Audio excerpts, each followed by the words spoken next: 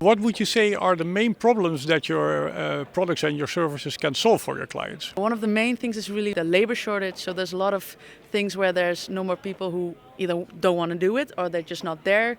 And also, for example, in healthcare, people are just walking around getting medicine from A to B, which can take up to 1 or 2 hours of their day. And if we can, eliminate that time for just walking and they can focus it on the patients, then our robots can really help the healthcare, but also in logistics, to really make more efficient use of the personnel that's there together with robots. We have a case where we do drone stock counting. So with a drone we count stock, and currently it's quite autonomous work. It's not so much fun. It's just counting how much pallets are on there, and that's really the people who do that now can know their brain can be used for bigger and better things. So that's where our drone counts the stock, and they can focus on more tasks that need humans instead of robots.